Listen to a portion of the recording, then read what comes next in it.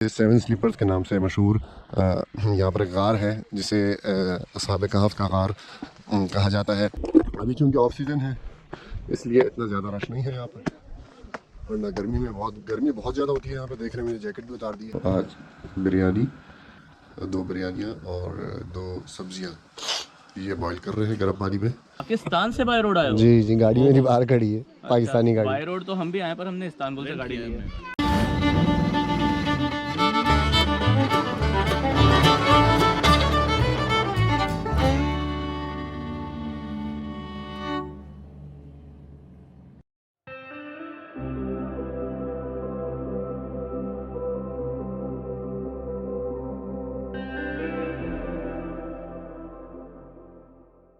जी, हमने नाश्ता कर लिया है और अब हमें जा रहा हूँ हमारे होटल के पास ही एक अट्रैक्शन है इज़मीर की।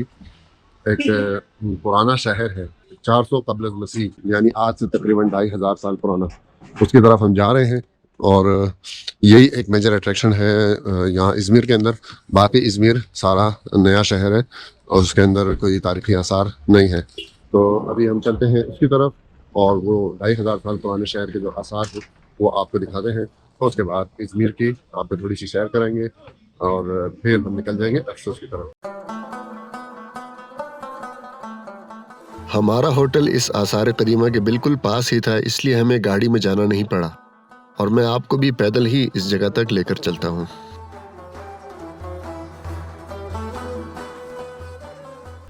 जी, आप एंटर होंगे इसके अंदर तो आपको पूरी इसकी वो मिलेगी, यहाँ पर हिस्ट्री लिखी हुई।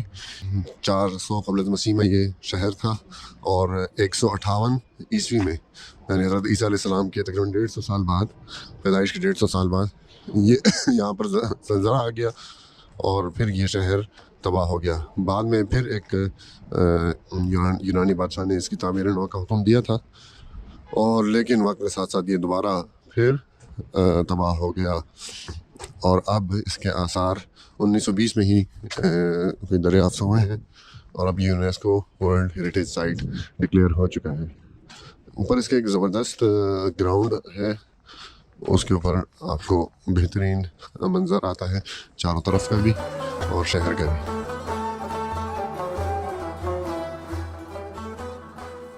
इज़मीर तुर्की का एक साहिली शहर है जिसमें तारीखी आसार ज़्यादा तो नहीं, लेकिन एक आसार कदीमा का टुकड़ा शहर के बीचों बीच मौजूद है जिसे अगोरा ऑफ सिमिरना कहा जाता है। अगोरा यूनानी ज़बान का लफ्ज़ है जिसके माने हैं जमा होना।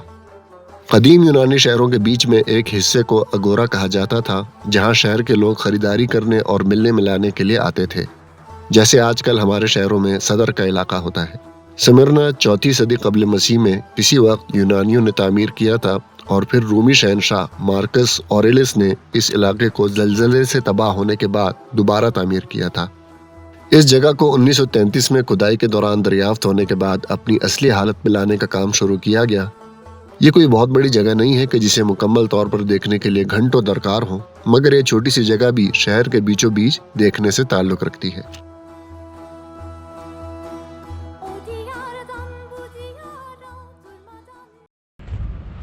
ये इस शहर का नाम है अगोरा और इज़मीर की ये सबसे मशहूर अट्रैक्शन है। और ये जो इन्होंने एक्सकवेशन की है ये बहुत छोटा इलाका है, आप देख रहे हैं कैमरे में चारों तरफ।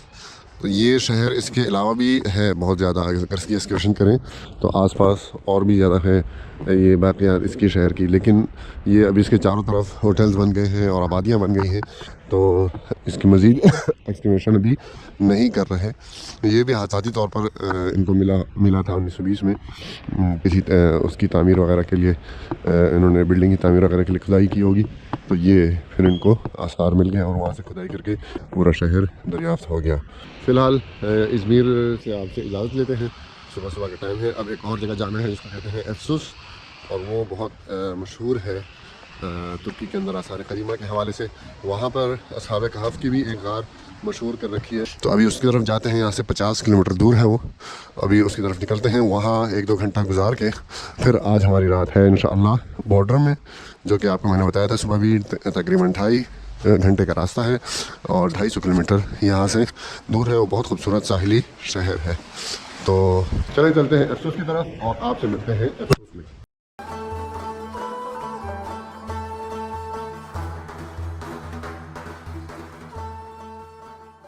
जिस इलाके से हम इस वक्त गुजर रहे हैं ये तुर्की का जुनूब मगरबी इलाका है जो कि मौजूदा यूनान से बहुत करीब है और कदीम ज़माने में यह सारा इलाका यूनान के ही ज़ेर असर था।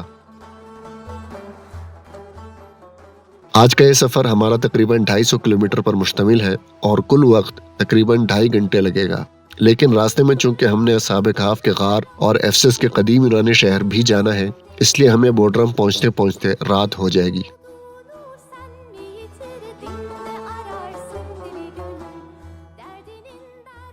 यहाँ के तर्ज तामीर में भी आपको जगह जगह यूनानी अंदाज नजर आएगा।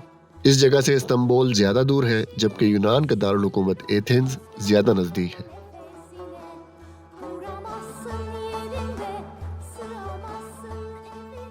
ये सारा इलाका बाकी तुर्की के बनिस्बत कदरे गर्म है और सर्दियों में यहाँ पर सियाहों का रश बाकी तुर्की के मुकाबले में ज्यादा होता है।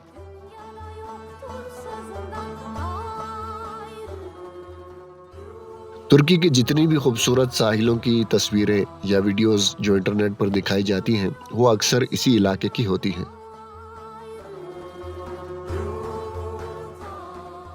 पैराग्लाइडिंग के लिए मशहूर इलाका फतहिया भी इसी खित्ते में है और बोडरम के बिल्कुल पास ही है।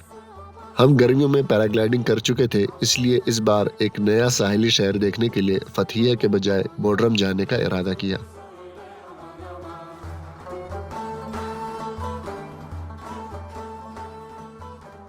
वैसे इस खित्ते का सबसे मशहूर इलाका भी फतहिया ही है और अगर आपके पास भी ज्यादा वक्त ना हो घूमने का तो आप भी फतहिया ही जाएं। एफेसस शहर में दाखिल होने से पहले हम एक मस्जिद के पास रुक गए और ज़ोहर की नमाज पढ़कर हम इस हजारों साल पुराने शहर में दाखिल हुए। जी, इस वक्त हम मौजूद हैं एफेसस शहर के अंदर जो कि 3000 साल पुराना तारीख़ी यूनानी शहर है। ये 7 स्लीपर्स के नाम से मशहूर यहाँ पर एक गार है जिसे असहाब कहफ का गार कहा जाता है। अगर आप लोगों ने मेरी उर्दन वाली वीडियो देखी हो असहाब कहफ के गार वाली, तो वहाँ का जो गाइड था उर्दन के, बल्कि जो मुतवल्ली होता है अंदर उर्दन के असहाब कहफ वाली गार में, तो उससे मैंने पूछा था कि यार दुनिया में बहुत सारी जगहों पर क्लेम किया जाता है कि असहाब कहफ की गार है। तो उसने बताया था, मुझे सारी जगहों के नाम बताई थी। तुर्की के अंदर ही 3-4 जगह हैं, लेकिन तुर्की में जो सबसे मशहूर है वो यही अफसोस वाली जगह है। तो मैंने तो चूँकि वो वाली गार देखी हुई है उर्दन वाली, तो वो ज़्यादा ऑथेंटिक है असहाब कहफ के गार होने। ये इसकी अगर किसी ने देखनी हो इसकी सारी तफसील, तो ये वीडियो पॉज करके यहाँ पर फिर देख सकता है। ये देखें, ये वीडियो फिर आप पॉज करके बेशक इसको फिर पढ़ लें। अच्छा जी, तो ये जनाब असहाब कहफ की गार देखने को देख लेंगे, लेकिन जो मेरे दिल को बात लगी है वो वही है कि वो उधर उर्दन वाली जो गार है वो ऑथेंटिक है, क्योंकि उस इलाके का नाम भी रकीम है, उसके ऊपर मस्जिद भी है और उसमें रोशनदान भी है। तो वो सारी अलामतें वो पूरी हो रही हैं जो कुरान के अंदर भी जिक्र है जिनका, और इसको भी देख लेते हैं। तो चलो अभी देखते हैं रास्ता किधर से है, फिर मैं गार के अंदर आपको लेके चलता हूँ और गार भी दिखा देता हूँ। अच्छा, ये अभी यहाँ पर इन्होंने गेट पे ताला लगा दिया है, पता नहीं गार क्यों बंद है, इसकी तो वजह मुझे समझ नहीं आ रही। चलो क्या कर सकते हैं, या तो टप के जाएंगे तो मसला हो जाएगा, और कोई है भी नहीं कि उससे बंदा रिक्वेस्ट कर ले कि यार गार खोल दे भाई, मेहरबानी तेरी। ये जी बहुत बड़ा ताला है, ये देखो।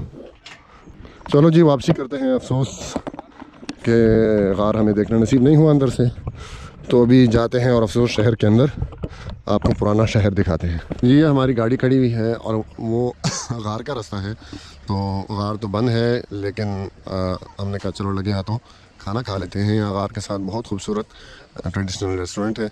अभी हमने ऑर्डर दे दिया है और खाने का इंतज़ार कर रहे हैं। आप जब भी अगर अफसोस आएँ तो गार की तरफ आप आइएगा, और गार के साथ ये होटल है, रेस्टोरेंट है, बहुत खूबसूरत है, और इसमें खाने भी बहुत वैरायटी के हैं। आपको हर तरह का यहाँ पर खाना मिलेगा।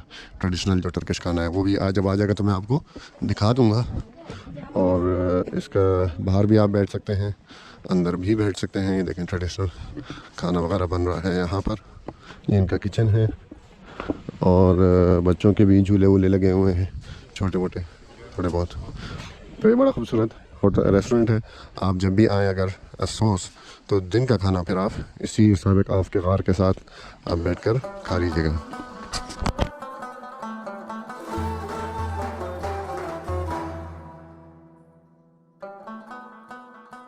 रिवायती रेस्टोरेंट से खाना खाने के बाद हमने रुख किया एफसोस शहर देखने का।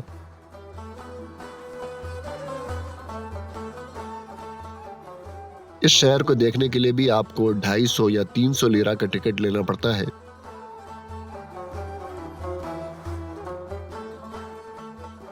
जो कि पाकिस्तानी तकरीबन 3000 रुपए बनते हैं।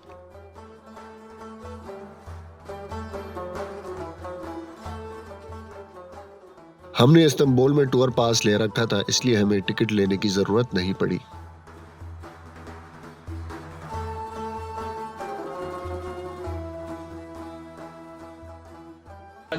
हाँ, कराची वजीरिस्तान। या हाँ बच्चे, वजीरिस्तान से तुम्हारी जान नहीं छूटेगी, सब्र करो।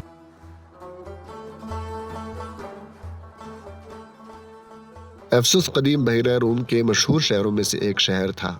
ये रूमी सल्तनत का दूसरा सबसे बड़ा शहर था और आज ये मशरकी बहरा रोम में रूमी आसार कदीमा के सबसे बड़े मकामात में से एक है।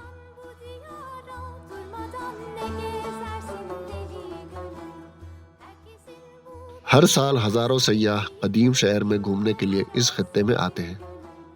ये इजमीर से तकरीबन 80 किलोमीटर जुनूब में वाक़ है। ये यूनान के सबसे अहम शहरों में से एक था और बहरा रोम का सबसे अहम तिजारती मरकज़ था।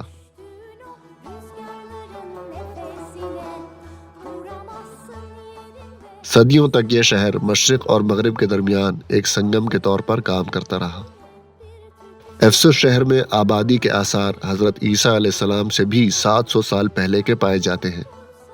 इस शहर का जिक्र इंजील में भी मिलता है। इस शहर को यूनेस्को ने आलमी सकाफती वरसा में शामिल कर रखा है। अगर आपको आसार कदीमा देखने का शौक ना भी हो तब भी इस शहर में चंद घंटे जरूर गुजार लें जब कभी भी अगर आप तुर्की जाएं। इस शानदार शहर में घूम फिर कर आपको और कुछ हो ना हो तारीख का शौक जरूर पैदा हो जाएगा।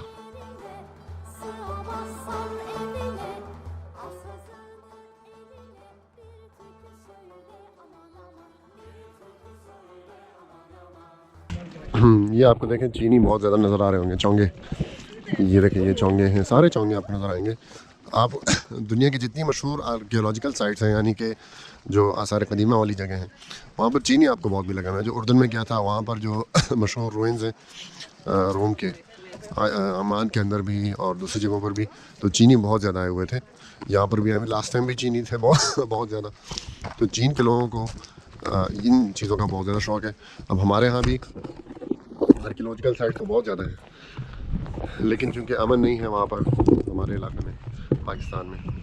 जब मोइंजोदाड़ो है वहाँ तो मैं खुद जाते हुए 10 दफ़ा सोचता हूँ कि मैं कैसे जाऊँ, तो चीनी कहाँ से आएगा। हड़प्पा है, इस तरह और भी जो मशहूर जगह हमारे पास भी हैं, लेकिन वही बात है कि अमन नहीं है, सहूलियात नहीं है, तो इसलिए हमारे वहाँ इतना टूरिस्ट नहीं आता। वरना इससे ज़्यादा पुरानी जगह है हमारे पास। जो मोइंजोदाड़ो है वो तकरीबन 5000 साल पुराना है। अब ये 3000 साल पुराना है, तो इससे भी 2000 साल पुराना शहर है हमारा। लेकिन चूँकि अमन नहीं है, सहूलियात नहीं है, तो फिर लोग नहीं आते। और हमारा जो मोइंजोदाड़ो है वो सिर्फ उसका बहुत कम हिस्सा 10% उसका डिस्कवर हुआ है। बाकी की एक्सकवेशन नहीं हो सकती, या अगर हो भी सकती है तो उसके लिए जो मतलूबा वसाइल हैं वो नहीं है हमारे पास। वो ज़मीन भी इस तरह नहीं है कि उसके अंदर अगर एक्सकवेशन करें तो वो दलदली ज़मीन है। वो ज़मीन भी उसके एक्सकवेशन के लिए ठीक नहीं है। जितना हो चुका है वो भी किसी अंग्रेज़ नहीं किया है, तो अब वो और मज़ीद नहीं हो सकता। लेकिन जितना हो चुका है उसी को अगर संभाल लें तो वहाँ पर सहूलियात बना लें तो वहाँ भी बहुत लोग आएंगे। तो इस सर्दियों के लिए बेहतरीन मकाम है टूरिज़म के लिए। तो ये मैं आ गया हूँ टॉप पर। इन्होंने, तुर्की वालों ने ऐसी जगहों को वो किया हुआ है, ब्लॉक किया हुआ है। जीपीआई कोऑर्डिनेट्स हैं वो लॉक्ड है, इन कोऑर्डिनेट्स पे ड्रोन नहीं उड़ सकता। आपको स्पेशल परमिशन लेनी होगी, तो वो आपके ड्रोन नंबर, सीरियल नंबर पर वो कोऑर्डिनेट्स खुलेंगे तब आपका ड्रोन उड़ेगा। वैसे ही आप इधर ड्रोन लाकर नहीं उड़ा सकते। इस तरह की 2-3 जगह और भी हैं जहाँ पर वो है, इन्होंने लॉक किया हुआ है। इस्तांबुल का मुझे नहीं पता वहाँ कौन सी जगह लॉक है, लेकिन अक्सर जितनी भी इस तरह की आर्कियोलॉजिकल साइट्स हैं तुर्की ने तो लॉक की हुई हैं, बाकी मुल्कों का मुझे नहीं पता। तो यहाँ पर अगर आप ये सोच रहे हैं कि मैं यहाँ आऊँगा ड्रोन शॉट्स लूँगा तो वो बेकार है, अनलेस कि आप इजाज़त ले लें यहाँ की अथॉरिटी से। वो आपको इजाज़त दें ना दें वो अलग मसला, किस तरह लेनी है इजाज़त अब वो मुझे भी नहीं पता, लेकिन मुश्किल है कि आपको इजाज़त मिले। इसलिए ड्रोन का आप ना सोचें, बाकी आप अपनी वीडियो बना सकते हैं, पिक्चर ले सकते हैं। ये जितना आपको वो ये पहाड़ नज़र आ रहा है, ये पहाड़, ये क्रेन तो करीब है, पहाड़ ज़रा दूर है, तो ये सारा एरिया, ये पूरा इसके नीचे ये जो घास और दरख्त हैं इसके नीचे वो मौजूद है पुराना शहर। इसकी अगर एक्सकवेशन करेंगे तो ये शहर निकल आएगा, और ये जहाँ पर ये राहदारी आपको नज़ारा ख़त्म हो रही है वहाँ से ये पहाड़ के पीछे पीछे से बीच में से ये पहाड़ के दामन में ये रास्ता है। पीछे बहुत ज़्यादा बड़ा शहर है, 2 किलोमीटर का ट्रैक है। तो वो अगर आप करना चाहते हैं तो वहाँ जहाँ पर एंट्री से हमने गाड़ी मोड़ी थी वहाँ से आप वहाँ से उतर के एक बंदा गाड़ी यहाँ ले आएगा, तो वो पूरा ट्रैक आप चलेंगे तो मेरे ख्याल से 3-4 घंटे लग जाएंगे। तो इस पूरे शहर में फिर आपको, ये तो सिर्फ रोमन थिएटर है, बाकी चीज़ें भी आपको नज़र आ जाएंगी, इनके घर, इनके कमरे, इनकी कब्रें वगैरह सारी चीज़ें आपको नज़र आ जाएंगी। अगर तो आपको शौक़ है इन चीज़ों का, आर्कियोलॉजिकल साइट्स का, फिर तो आप ज़रूर वहाँ से आएँ। अगर आपको शौक़ नहीं है, सिर्फ इंस्टाग्राम और पिक्चर लेके हाज़िरी लगवाने का शौक़ है, फिर आप यहाँ से आए, एग्ज़िट से यहाँ बैठ के थोड़ी वीडियो बना लें, पिक्चर ले लें और फिर आप वापस चले जाएं। ये रोमन थिएटर आपको इसी तरह का बिल्कुल उर्दन में भी मिलेगा, अम्मान शहर के बिल्कुल बीच में, डाउनटाउन में, और वो तो फंक्शनल है अभी तक वहाँ पर उसको इस्तेमाल करते हैं, उसको फंक्शन वगैरह होते हैं, कॉन्सर्ट वगैरह होते हैं।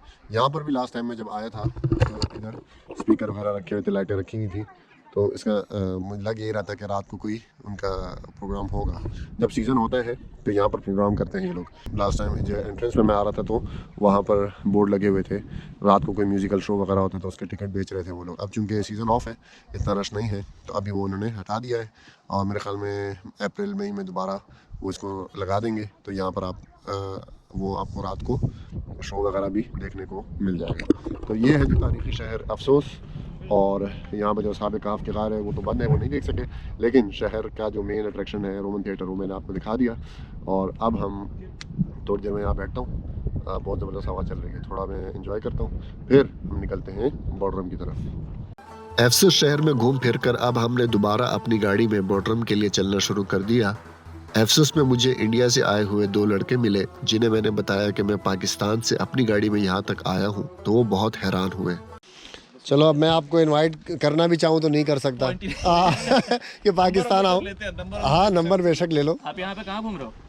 यार हम तो आए हैं टर्की में, सेकंड टाइम आए हो, और मज़े की बात है हम बाय रोड आए अपनी गाड़ी में पाकिस्तान से। पाकिस्तान से बाय रोड आए हो? जी जी, गाड़ी मेरी बाहर खड़ी है, पाकिस्तानी गाड़ी। बाय रोड तो हम भी आए, पर हमने इस्तांबुल से गाड़ी ली है।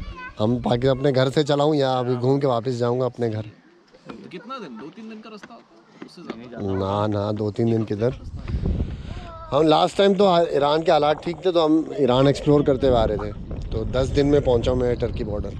इस दफ़ा ईरान के हालात नहीं ठीक, तो बस सिंपल हम हाईवे पकड़ के, और 3 दिन में हमने ईरान क्रॉस किया। तो आपको वीज़ा वगैरह सब कुछ, गाड़ी के लिए अलग से परमिशन? गाड़ी के लिए कार्नेट बनता है, उसको कार्नेट बोलते हैं, गाड़ी का अलग परमिट बनता है।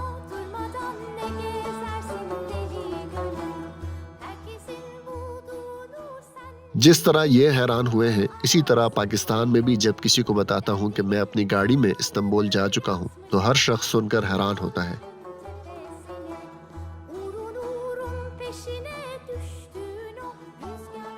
हालांकि ये इतनी हैरानी की बात होनी नहीं चाहिए।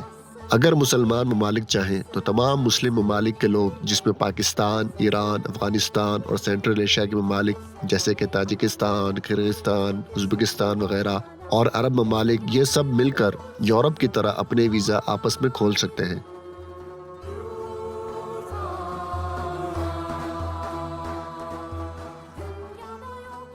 जिस तरह स्पेन का एक बंदा अपनी गाड़ी में बगैर वीज़ा और कार्नेट के तुर्की तक बिला पूछताछ के जा सकता है, इसी तरह होना तो ये चाहिए था कि पाकिस्तान या किसी भी मुस्लिम मुल्क का बंदा अपनी गाड़ी में बगैर रोक टोक और वीज़ा के झंझट के मक्का, मदीना, इस्तांबुल या मराकश तक जहां जाना चाहे जा सके।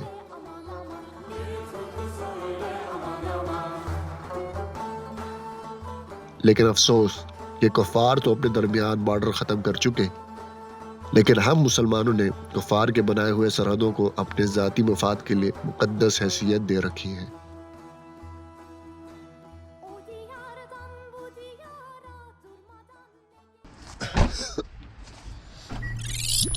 जी अल्हम्दुलिल्लाह हम पहुंच आए हैं बॉर्डर, और ये मेडिटेरेनियन सी के किनारे एक छोटा सा खूबसूरत सा शहर है। और अभी हम जा रहे हैं अपने होटल। यहाँ से जहाँ रात हम रुके थे इज़मिर से तकरीबन 2.5 घंटे की ये ड्राइव है, लेकिन बहुत खूबसूरत सीनिक ड्राइव है। आपके राइट साइड पे समंदर रहता है, लेफ़्ट साइड पे पहाड़ होते हैं। आधा रास्ता तो हमने दिन में कर लिया, दिन की रोशनी में। अफसोस भी गए थे हम, लेकिन बाकी आधा फिर मगरिब के बाद ही हमारा तय हुआ।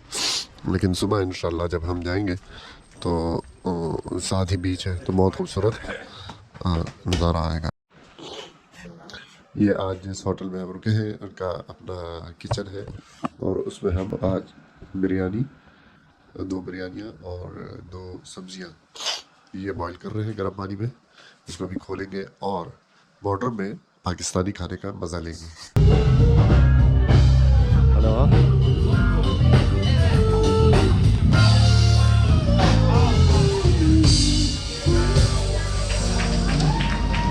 ये हमारे होटल से लिटरली 2 मिनट की वॉक पर ये बीच है, बॉर्डरम बीच। बहुत ही खूबसूरत बीच है।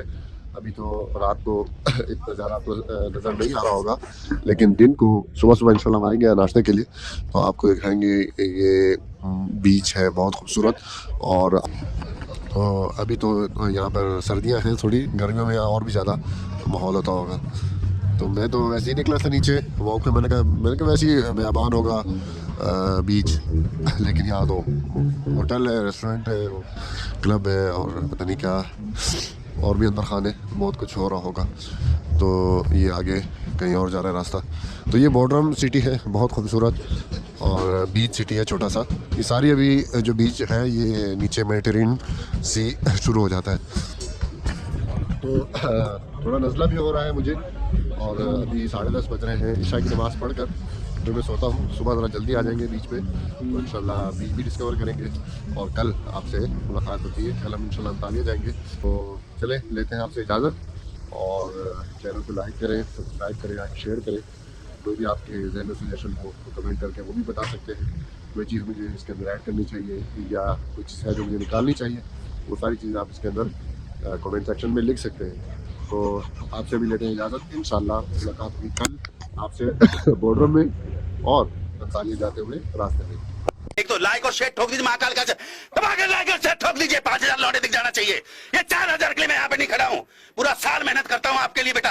ऐसा नहीं चलेगा, ऐसा नहीं चलेगा। लाइक ठोकी दबा के, लाइक ठोकी।